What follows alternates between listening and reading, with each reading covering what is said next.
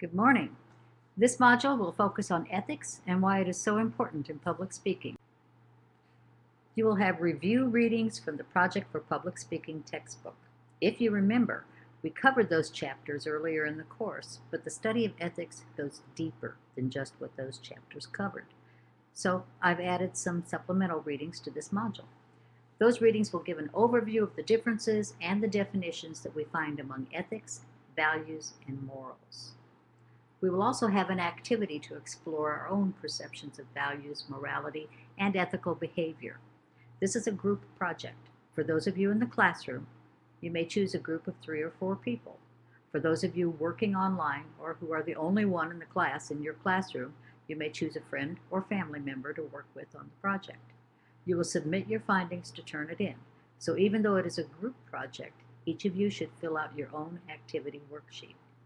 Additionally, you will have a second part to the study of ethics. In the second part, you have a second reading to cover existing work on codes of ethics.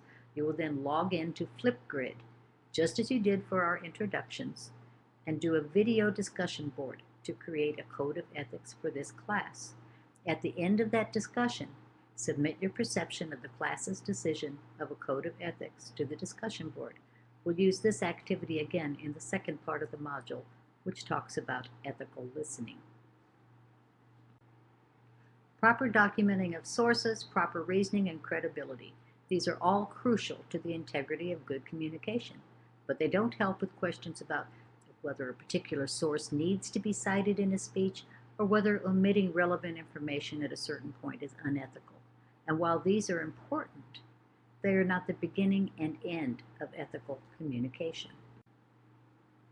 Scholars can't even agree on what constitutes ethics, so it would be impossible for me to give you a flat rule. This is or is not ethical.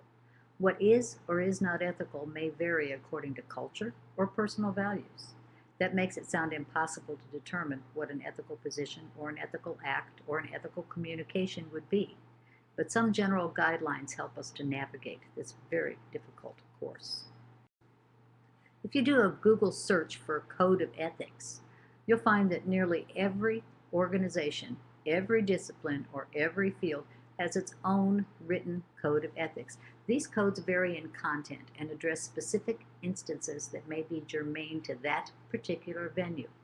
But in every code, in every discipline, you will find language that addresses this broad idea of what constitutes ethical behavior. Rights, responsibilities, accountability, affirmative perspective, and degree of ethical quality. These 4 ideas call for attention to the rights and responsibilities of a speaker, the accountability for what, how, and why something is said, the affirmative perspective of the content, and the degree of ethical quality. These are broad guidelines. As we complete the readings and activities in this module, keep those 4 guidelines in mind. Speakers have the right to their own views, but the responsibility to listen to the views of others. Speakers, even student speakers, are accountable for the information they distribute. Trust is the foundation of a successful experience, and nothing is ever completely good or completely bad. Instead of asking, is it ethical? We might think of the question on a continuum. How ethical is it? With those broad guidelines in mind, look at the readings, do the activities, and let's explore part 1 of the module covering ethics. When this section is finished, we'll move on to part 2 and a look at ethical listening.